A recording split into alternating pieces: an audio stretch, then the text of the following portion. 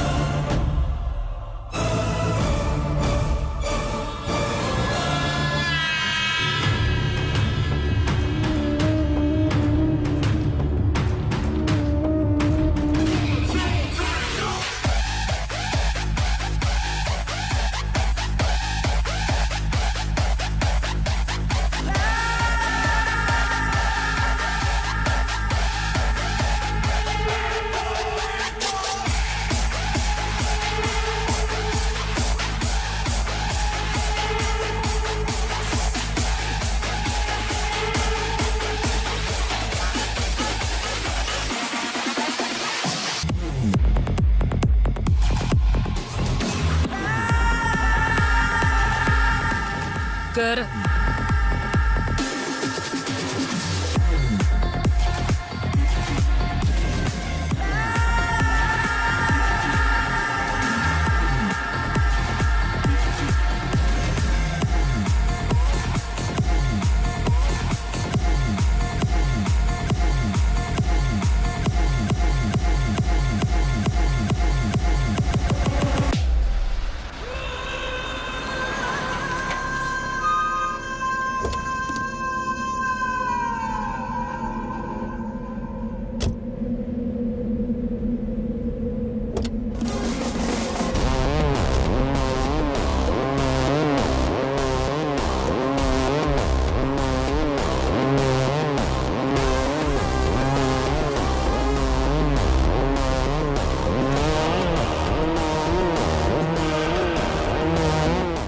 അമൃത,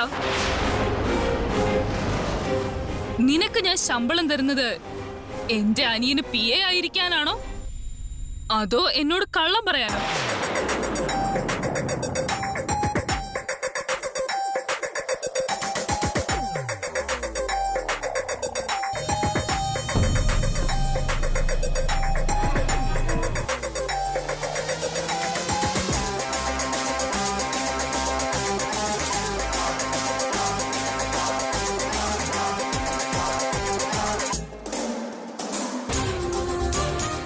സോംബിയിലേക്ക് പോകുന്നെന്ന് പറഞ്ഞിട്ട് എന്നോട് കള്ളവും പറഞ്ഞ് നിങ്ങൾ എന്തിനാ ഇവിടെ വന്നത്? ഇവിടെ എന്താ ചെയ്യുന്നത്? മര്യാദയ്ക്ക് സത്യം പറയുകയാണെങ്കിൽ നിന്നോട് ക്ഷമിക്കണോ വേണ്ടയോ എന്ന് ഞാൻ ആലോചിക്കാം. ഇനി കള്ളം പറയാനാണ് ഭാവമെങ്കിൽ ഒരു നിമിഷം പോലും ആലോചിക്കാതെ കൊന്നുകളയുന്നില്ല ഞാൻ.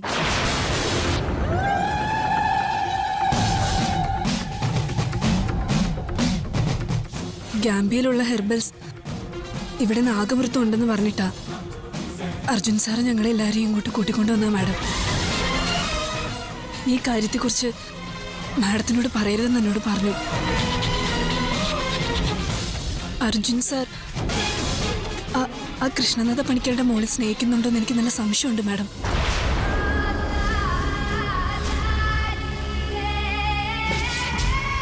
പ്രേമിക്കുന്നെന്നോ? ആ പെണ്ണിന് വേണ്ടിയിട്ടാണ് ഇവിടെ വന്നതെന്നുള്ള കാര്യം ഇവിടെ വന്നതിന് ശേഷമാണ് മാഡം എനിക്ക് മനസ്സിലായത്.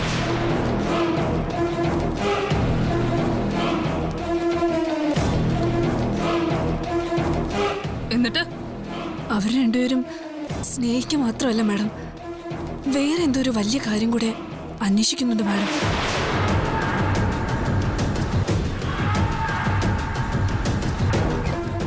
ആ ഭവാനി അവളുടെ ചേട്ടൻ ജീവനോടെ ഉണ്ടെന്ന് ഇടയ്ക്ക് പറയുന്നത് ഞാൻ കേട്ടായിരുന്നു.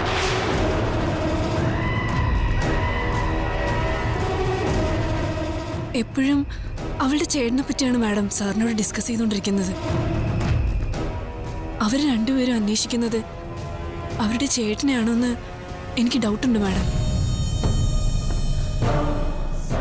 ഇത്രയും നാളും എന്നോട് ഈ സത്യങ്ങളൊന്നും പറയാത്തതിന് നിന്നെ ഞാൻ എന്ത് ചെയ്യണമെന്ന് നീ തന്നെ പറ.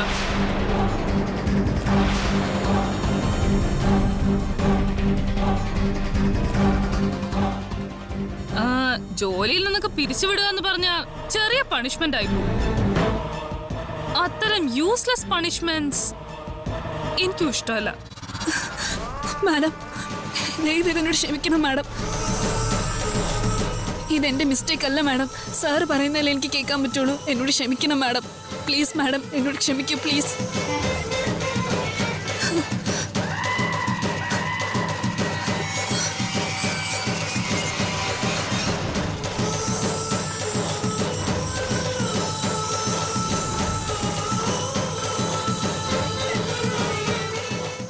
നിന്നോട് ഞാൻ ക്ഷമിക്കണമെങ്കിൽ ഈ നിമിഷം മുതൽ ഞാൻ പറയുന്ന കാര്യങ്ങൾ നീ കേൾക്കണം.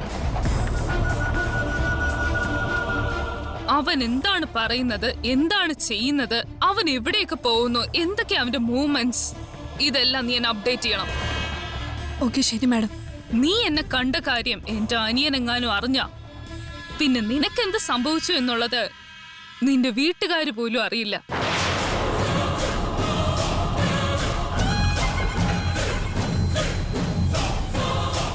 ഞാൻ പറഞ്ഞത് മനസ്സിലായല്ലോ? ഞാൻ മാഡത്തെ കണ്ട കാര്യം വേറെ ആരോടും പറയില്ല മാഡം. പോ.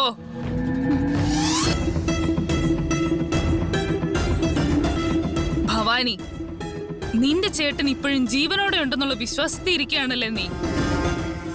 ആ വിശ്വാസം കൂടിപ്പോയാ ഈ ലോകത്തെ മാത്രമല്ല ദൈവത്തെ പോലെ എതിർക്കാനുള്ള ധൈര്യം നിനക്ക് വരുമെന്ന് എനിക്ക് നന്നായിട്ട് അറിയാം. ആദ്യം ഞാൻ നിന്റെ വിശ്വാസത്തെ ഇല്ലാതാക്കും. അതാ ഞാനിപ്പോ ചെയ്യാൻ പോകുന്നത്.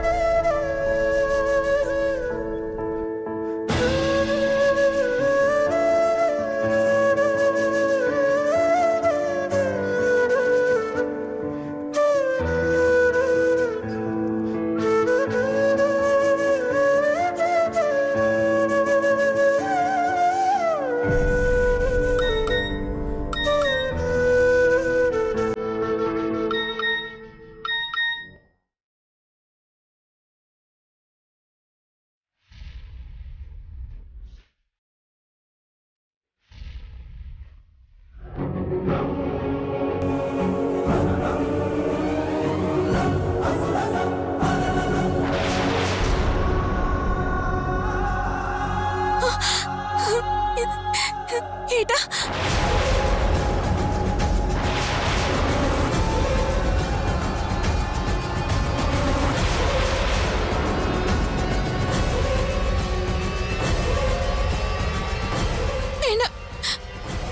ഒന്നും ചെയ്യല്ലേ. എന്റെ ഏട്ടനെ ഒന്നും ചെയ്യല്ലേ, ഒന്നും ചെയ്യരുത്.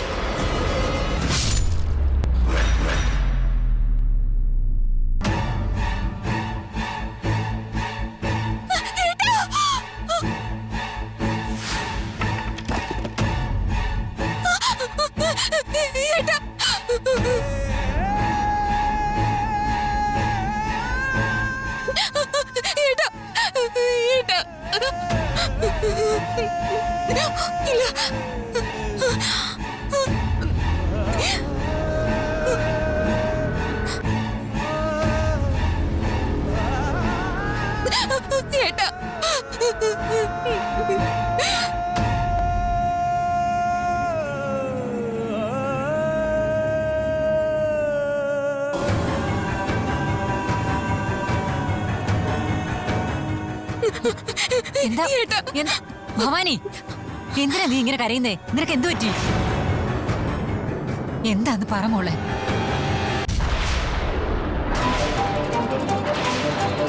പറ മോളെ, എന്താ മിണ്ടാ നിൽക്കുന്നത്? എന്താ സംഭവിച്ചേ? പിന്നെ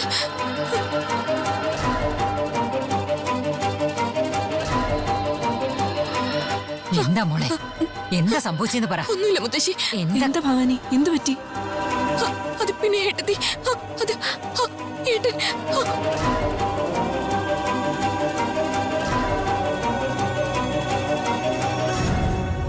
എന്താന്ന് പറ മോളെ. അത് പിന്നെ മുത്തശ്ശി, ഒന്നുമില്ല.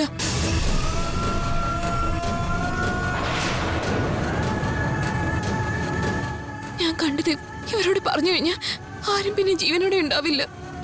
അതറിഞ്ഞു കഴിഞ്ഞാൽ എന്താ സംഭവിക്കാന്നറിയില്ല.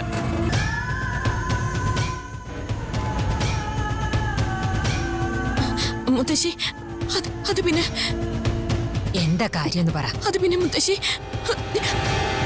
ഒന്നുമില്ല.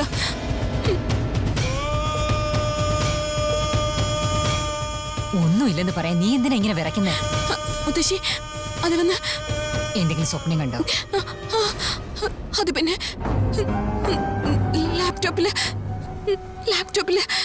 എന്തിനാ നീ ഇങ്ങനെ പേടിക്കുന്നേന്ന് ചോദിച്ചപ്പോ ലാപ്ടോപ്പിന്റെ കാര്യം എന്തിനാ പറയുന്നത്? ചേച്ചി ലാപ്ടോപ്പിൽ എന്തോ പേടിക്കുന്ന സിനിമ എന്തോ കണ്ടിട്ടുണ്ട്, അതുകൊണ്ടാ ഇങ്ങനെ പേടിക്കുന്നേ.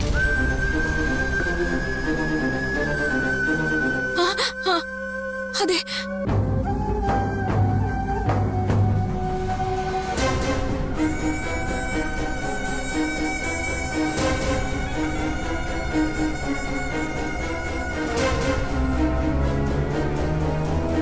നീ ഇങ്ങനെ കരയുന്നത് കേട്ടപ്പോ നീ നിന്റെ ചേട്ടനെ പറ്റി എന്തെങ്കിലും സ്വപ്നം കണ്ടതാണോ എന്ന് പേടിച്ചു.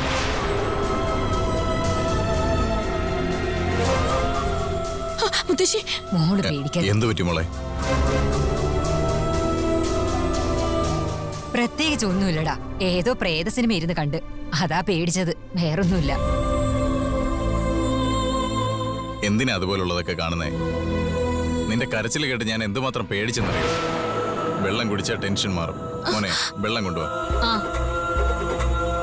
മോളിവിടെ വന്നിരിക്കും.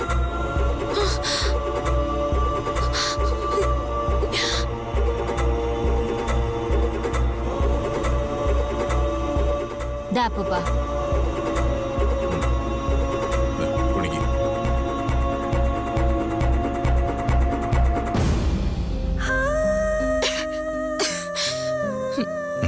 നോക്കി, ചെറിയ ചെറിയ കാര്യങ്ങൾക്ക് ഭയന്ന എങ്ങനെയാ മോളെ? ഇനി ഇതുപോലുള്ള പേടിപ്പിക്കുന്ന സിനിമകളൊന്നും കാണണ്ട.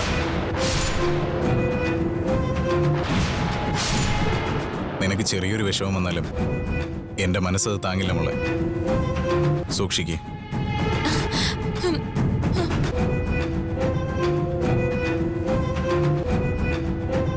കുസൃതി കുട്ടിയാ, നന്നായിട്ടൊന്ന് റെസ്റ്റ് എടുക്ക, എല്ലാം ശരിയായി വരും. ആ മല്ലി, ഭവാനിക്ക് എന്തെങ്കിലും കുടിക്കാൻ എടുക്ക്. ഭവാനി, കുറച്ചു നേരം കിടന്ന് ഉറങ്ങും മോളെ. അപ്പൊ നിന്റെ മനസ്സൊന്ന് ശാന്താകും.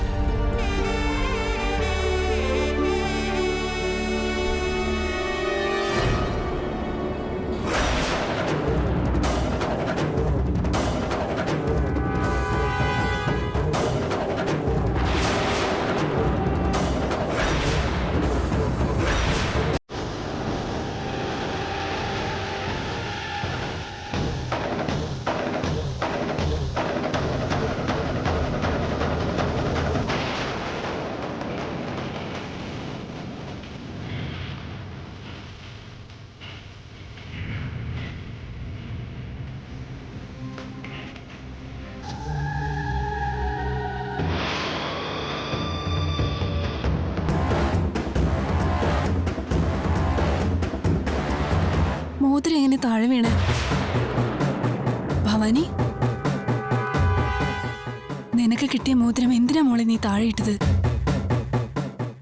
നീ ഇത് കളഞ്ഞ അദ്ദേഹം വന്നു കഴിയുമ്പോ എന്റെ അനിയത്തി തന്ന മോതിരം നിനക്ക് സൂക്ഷിച്ചു വെക്കാൻ കഴിയില്ലെന്ന് എന്നോട് ചോദിക്കില്ലേ?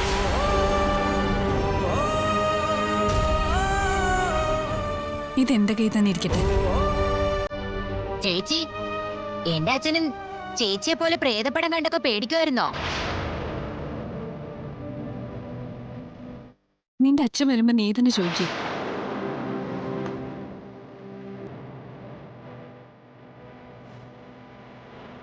അതാ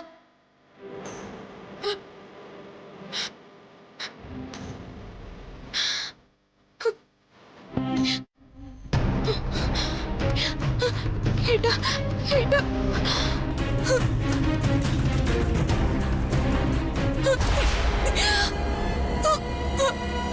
ഏട്ടാ.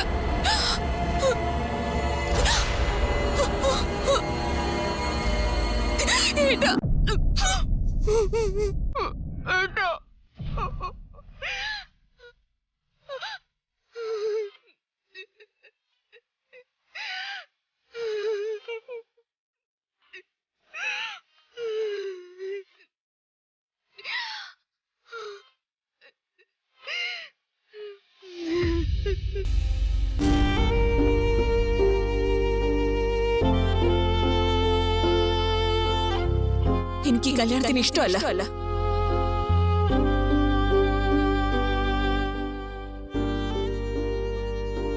അർജുനെ കല്യാണം കഴിക്കാൻ ഇഷ്ടമല്ലയോ അതോ കല്യാണം വേണ്ടെന്നാണോ? രണ്ടും.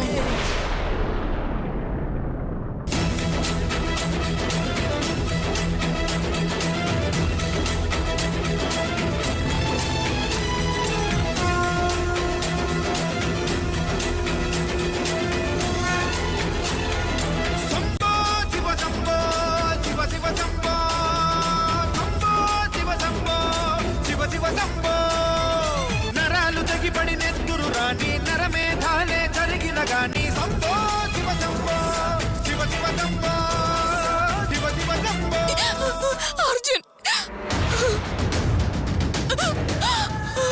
ഭവാനി, ഇയാൾക്കെന്തു പറ്റി? അർജുൻ, ഭവാനി, ഭവാനി, ഏയ്, ഇയാൾക്ക് എന്തു പറ്റി? എന്തിനാ കരയുന്നേ? Please relax, cool.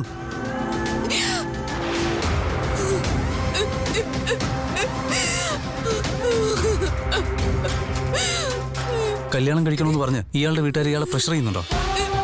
പ്ലീസ് എന്താന്ന് പറയ്. ഇയാൾ കരയാതെ കാര്യം പറ. എന്റെ ഏട്ടന് വേണ്ടിയാ ഞാൻ ജീവിക്കുന്നത്. ഇനി എന്റെ ഏട്ടന് വരില്ല അർജുൻ. വാട്ട്? എനിക്ക് മനസ്സിലായില്ല, എന്താ സംഭവിച്ചത്? എന്റെ ഏട്ടനെ കൊന്നു അർജുൻ.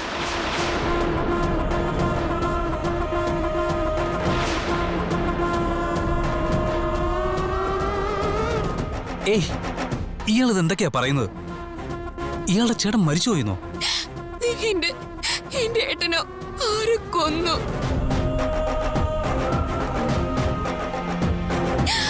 ഇയാൾ എന്താ പറയുന്നത് എനിക്ക് മനസ്സിലാവുന്നില്ല. അത് പിന്നെ എന്താ ഭവാനി? അർജുൻ, ഇതില്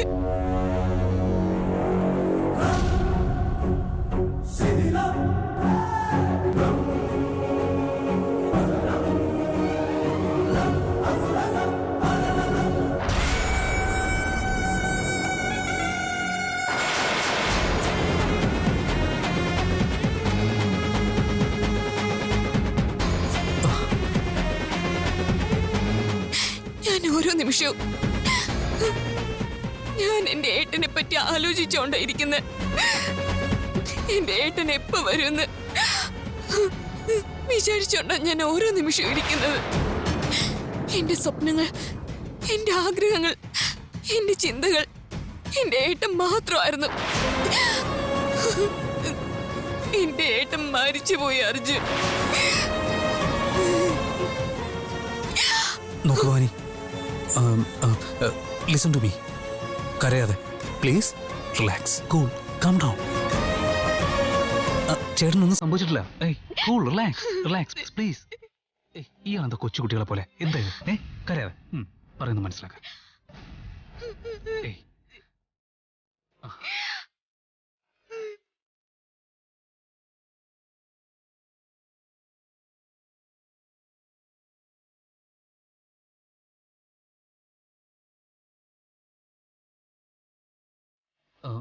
ഒരു കാര്യം ചോദിച്ചോട്ടെ, ഈ വീഡിയോസ് തന്റെ വീട്ടിലെ ആരെങ്കിലും കണ്ടായിരുന്നോ? അവരെല്ലാവരും എന്റെ ഏട്ടൻ മരിച്ചു പോയെന്ന് കരുതിയിരുന്നതാ. നിങ്ങൾ ചിന്തിക്കുന്നത് സത്യമല്ലെന്ന് ഞാൻ അവരോട് വാദിച്ചിരുന്നത്. അവരെ ഞാൻ എതിർത്തു. അവരുടെ നിരാശയെ ഞാൻ ആശയാക്കി മാറ്റിയെടുത്തത്. എന്റെ ഏട്ടൻ ജീവനോടെ ഉണ്ടെന്നുള്ള സത്യം ഞാൻ അവരെ ബോധ്യപ്പെടുത്തിയതാ. എന്നിട്ടിപ്പോ ആ വിശ്വാസം സത്യമല്ലെന്ന് അറിയുമ്പോ അവർക്കാർക്കും അത് താങ്ങാൻ പറ്റില്ല. ഒരിക്കലും താങ്ങില്ല. അങ്കിളിനിപ്പോ അസുഖം ഭേദമായിട്ട് വന്നതേ ഉള്ളൂ. അതിനിടയില് ഈ വിഷയത്തിനെ പറ്റി ഞാനൊന്നും പറയാൻ പോകുന്നില്ല. ഇത്രയും പ്രായമുള്ള മുത്തശ്ശി ഈ വാർത്ത അറിഞ്ഞു കഴിയുമ്പോ അവരുടെ ഹൃദയം നിന്ന് പോകുന്ന പേടിച്ച് ഞാൻ ഈ വാർത്ത പറഞ്ഞില്ല. വിധവയാണെന്ന് കരുതി എന്റെ ഏട്ടത്തിക്ക് നിങ്ങൾ സുമംഗലിയാണെന്നുള്ളൊരു വിശ്വാസവും ഞാൻ കൊടുത്തു. എന്നിട്ട് പൊട്ടും പൂവും വച്ചു കൊടുത്തു.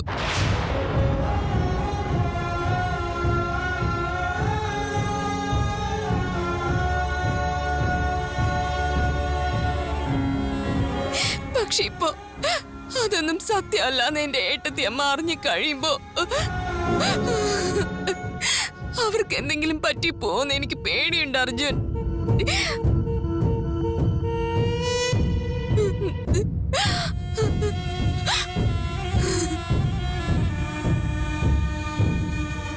ദേ ഭവാനി, ഇയാളുടെ ചേട്ടൻ മരിച്ചിട്ടില്ല. അതെ, ഇയാളുടെ ചേട്ടൻ ജീവനോടെ തന്നെയുണ്ട്.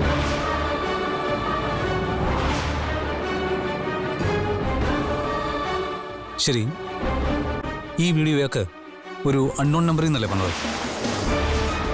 ഇത് ഫേക്ക് ആയിരിക്കാൻ ചാൻസ് ഉണ്ട്.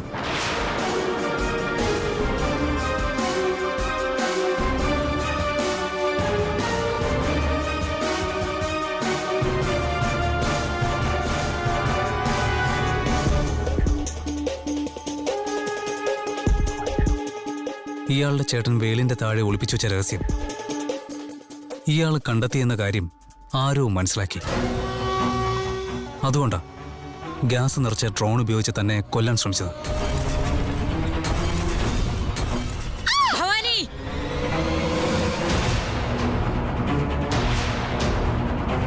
അവർ വിചാരിച്ചത് നടക്കാത്തതുകൊണ്ട് തന്നെ ഭയപ്പെടുത്താൻ വേണ്ടിയിട്ട് ഇങ്ങനെ ഫേക്ക് ആയിട്ടുള്ള കാര്യങ്ങൾ ഷൂട്ട് ചെയ്ത് ഇയാൾക്ക് അയച്ചു തന്നതും ആയിക്കൂടെ? അപ്പോ ഇത് സത്യമായിട്ട് ഫേക്ക് വീഡിയോ ആണോ? ഇത് സത്യമായിരുന്നെങ്കിൽ ബോഡി അയക്കുന്നതിന് പകരം ഈ വീഡിയോ അയക്കേണ്ട കാര്യമില്ലല്ലോ. സോ തീർച്ചയായിട്ടും ഇത് ഫേക്ക് ആയിട്ടുള്ള വീഡിയോ തന്നെ.